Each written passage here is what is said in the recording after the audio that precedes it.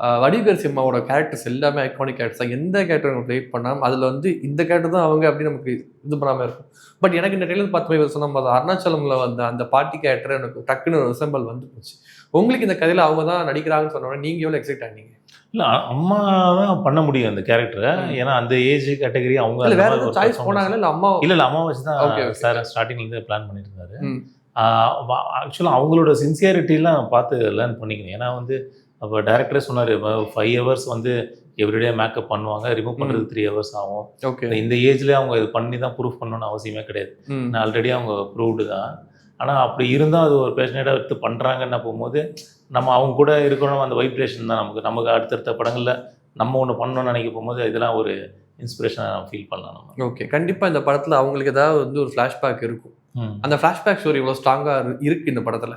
இல்லை, அதுதான் பேஸு, படத்தோட பேஸே அதுதான். ஓகே. அது ஓப்பன் பண்ண போகும்போது தான் இன்னும் ஹைப் கிரியேட் ஆகும்.